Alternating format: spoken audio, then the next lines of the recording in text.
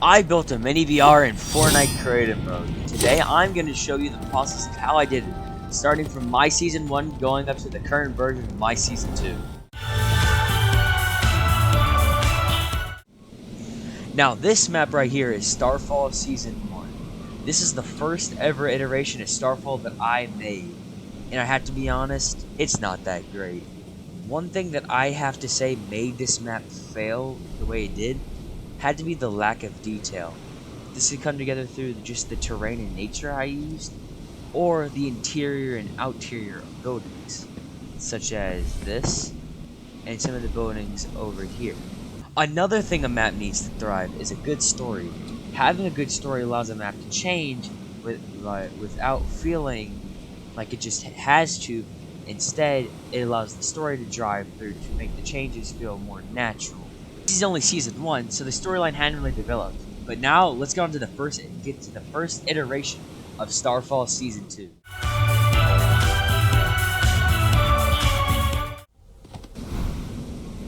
This is Starfall Season 2, the first version. This version of Starfall Season 2 was built on my Season 1 map, which wasn't all that great. But by the time I had started building this version of Season 2, my terrain style and nature style had completely updated to the point where using this outdated map, I'd had to redo all the terrain. And I started doing that, as you can see, but after a while, I started to notice that I could end up making a better map by restarting the map entirely.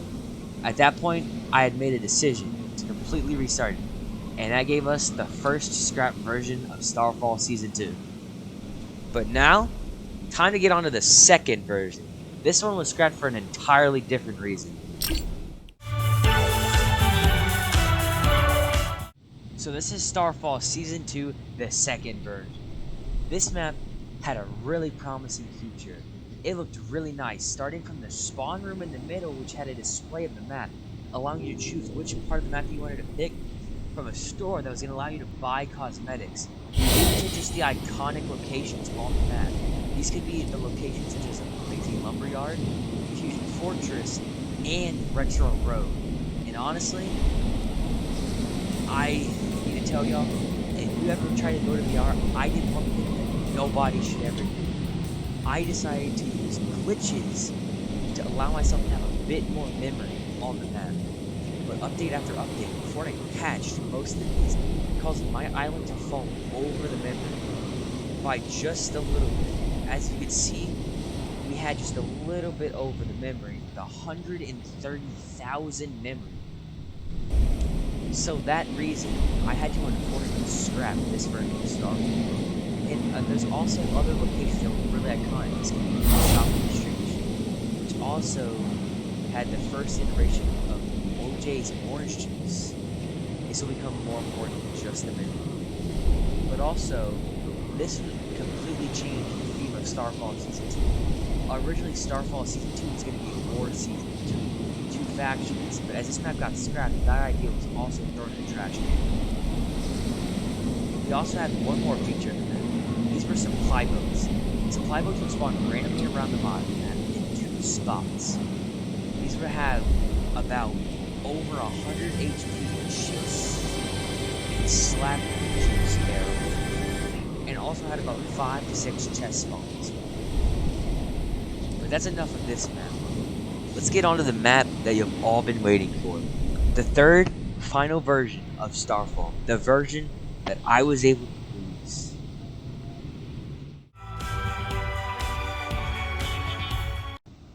Now this is the current version of Starfall Season 2.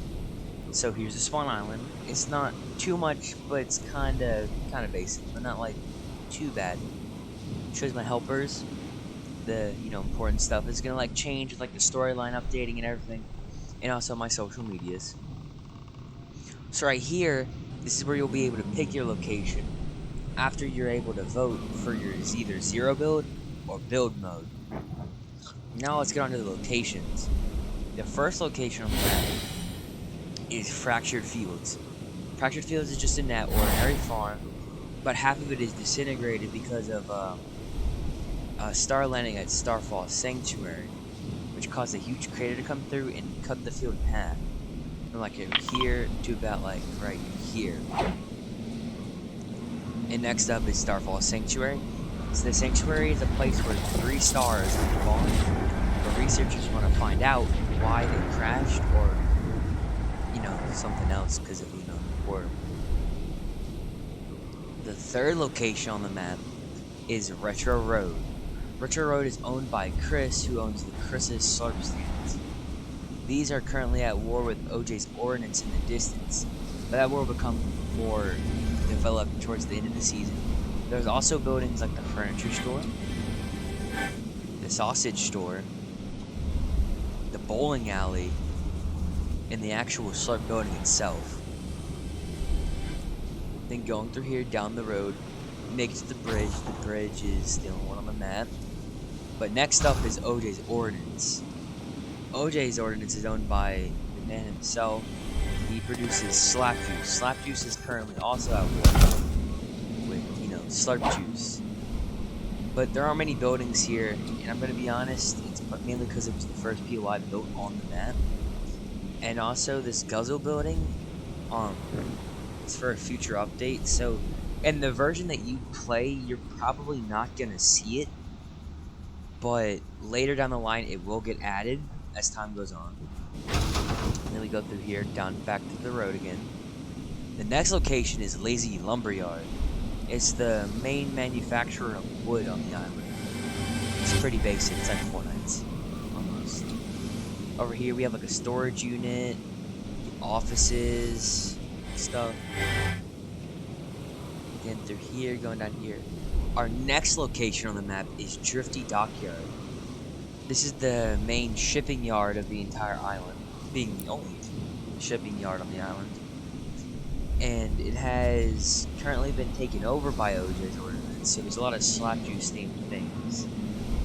But also, Drifty Dockyard also has the most amount of dirt bike spawns on the entire island. Next up is Steamy Spikes. Steamy Spikes is one of the first fall locations we built. It's mainly buildings held up on spikes to stop from like lava and things.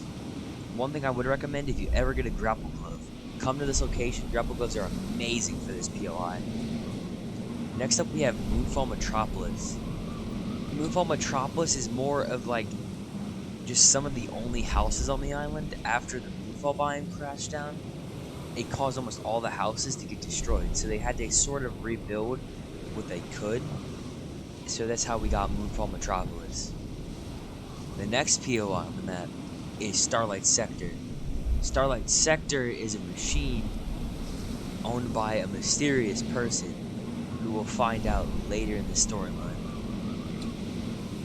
And that's pretty much every location, but that's not it for Starfall. One thing Starfall introduced is POI quests. Certain POIs will have a quest that you're allowed to complete to either get a mythic weapon, an exotic weapon, and a few extra things to help. At OJ's Ordnance, from opening 5 chests, you can get the shockwave launcher and some balloons. At Retro Road, by breaking 30 props, you can either get the Hop Rock Dualies, a boombox, or Shadow Midas's drum gun. At Starfall Sanctuary, you can complete their mythic quest by breaking the 5 star fragments, which can be found in the middle of the map. This one will give you just a Storm Scout and a Junk Rift. The last and final POI quest on the map is at Drifty Dockyards. Drifty Dockyards quest is to drink 5 shield potions in the location. One thing I would recommend doing to complete that quest is to find shield potions around the map and then drink them in the zone, because shield potions, finding them in Drifty are kind of hard, but completing this will reward you with a chili chug splash and a grapple go. Honestly, in my opinion, one of the best exotic weapons on the entire map. But that's it for now. I hope to see you guys later, and please subscribe. Bye.